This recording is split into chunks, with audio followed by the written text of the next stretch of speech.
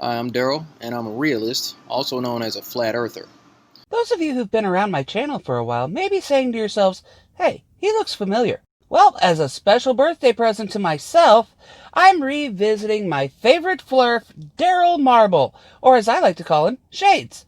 Although I guess I can't call him that in this video since he doesn't have his sunglasses. You guys might remember him from a previous video of mine, or two, where I covered one of his other videos.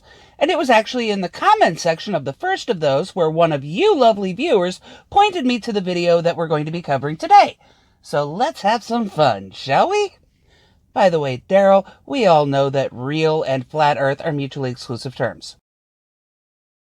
One thing that we deal with as being flat earthers is the scientific community. We'll post pictures, memes, we'll post videos, we'll post facts, figures. Citation needed, seeing as the only time I've ever seen facts presented in a flat earth video was when the Flerf who made it was trying to say they were wrong. Different experiments that have been conducted in the past, but not so much recently. And that is because every single one of those experiments was proven false and you guys haven't come up with anything better? Nah, that can't be it. often results in people saying that we're discredited because we don't have any scientific backing for what we believe, although there's tons of evidence. No, Daryl. They say you're discredited because what you believe is demonstrably incorrect. Plus, you and the vast majority of the planet have very different definitions of evidence. For example, you would not accept my previous 2 videos on you as evidence that you have no idea what you're talking about.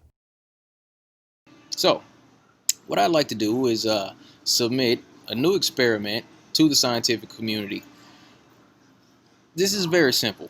Because I'm a simple guy.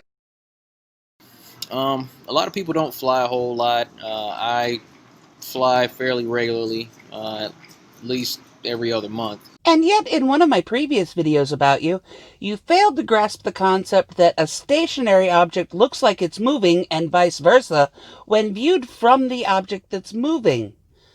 Are you deliberately ignoring evidence against you or just that damn dumb? And one thing that anybody can do, this is a simple experiment that anybody can conduct to determine definitely that the earth is flat. You know, grab $10, go down to your local hardware store, pick up one of these spirit levels. Spirit level? I thought it was just called a level. Huh, live and learn. Although you gotta admit, calling it a spirit level makes it sound like some kind of woo nonsense. Doesn't have to be this brand. I'm not getting paid by Swanson to promote. Grab a spirit level and take it on the plane with you. You know, Daryl, given the probable IQ of anybody who actually takes you seriously, you probably should have told them to make sure that the level is small and not made of metal so that they can actually take it on an airplane. Of course, if security tried to stop them from bringing it on, they'd just scream conspiracy, which would actually work to your advantage. Now, I say take it on the plane because if we're living on a spinning ball or a globe that's 25,000 miles in circumference around the equator, according to curvature math, then the plane should be constantly dipping its nose forward in order to compensate for the curvature regularly during flights. Unless, of course, the flight itself was at a slight curve, matching the curvature of the Earth, which, as you can see here, is ridiculously small. I believe you actually point that out yourself later in the video. Please note that matching does not necessarily mean identical. The curvature of the flight path would be slightly smaller, since cruising altitude creates a roughly 6.5 mile difference in radius. But I don't know anybody who's actually reported that happening, and thus far it's just been speculation. So what I'm going to do, I'm going to take my spirit level onto the plane and prop it to a point to where it's level, and I'm going to record the fact that the bubble stays perfectly centered. Anybody see the flaw in the logic yet? Besides its source, obviously. If you haven't picked up on it yet, don't worry, little cubs, we'll get there. And while that bubble's staying perfectly centered, it's going to be rather anticlimactic, but that's proof that the Earth is flat.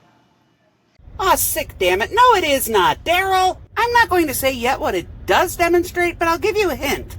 It's something that every flat earther consistently fails to understand. Besides, everything. So, currently, I'm on location at the Savannah Hilton Head International Airport in Savannah, Georgia, and I'll be taking a short flight over to Charlotte, North Carolina. Once I get on the plane there, I'm going to do a 20-minute time lapse. Now, we're going to be on a A321 airplane.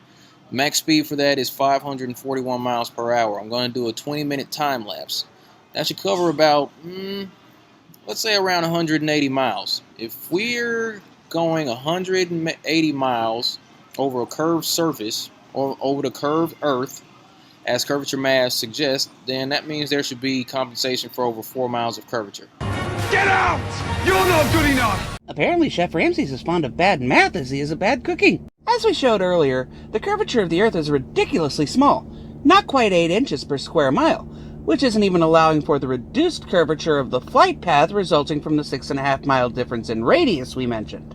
Assuming the aircraft is actually traveling at top speed and thus goes 180 miles during your 20-minute observation, that would only be a curvature of 1,440 inches, which translates to 120 feet, which in turn is 21,000 feet less than your 4-mile guess. So, that's the experiment. I'll keep you posted. Stay tuned. Let's get ready to fly. The next couple of clips will be muted for copyright reasons. If you want the full effect, imagine Seal's cover of the song Fly Like an Eagle playing over them. Although personally I think American Idiot by Green Day would be more appropriate.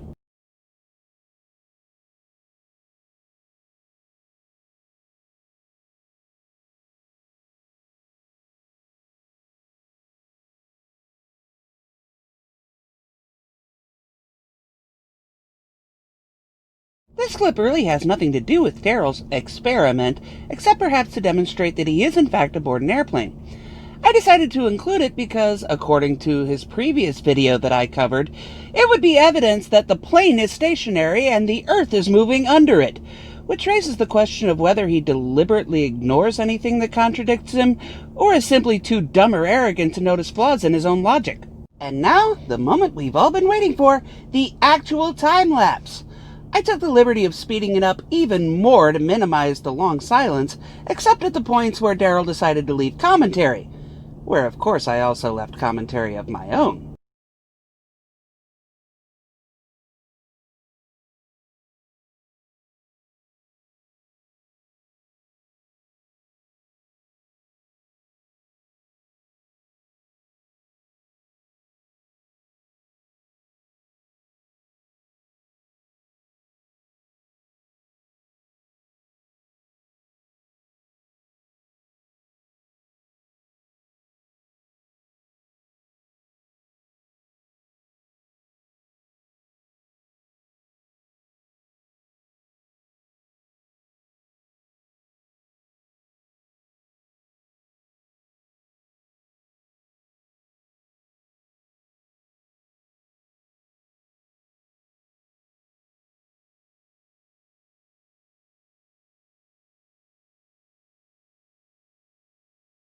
Once again, Daryl, you prove how far off your claims are.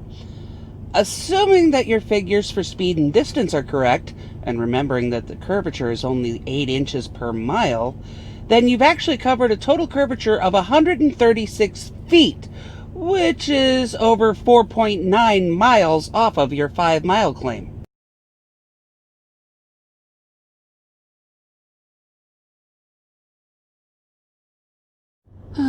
No, Daryl, it isn't. Contrary to what you claim and apparently believe, what you've actually just demonstrated is that the level remained perpendicular to the pull of gravity. Now, you two flat earthers who've actually stuck around this long are probably saying to yourselves, "What's gravity?" Unlike the universal down that some flat earthers seem to think is a thing, gravity is a force in nature that pulls particles and bodies of matter toward the center of more massive bodies of matter.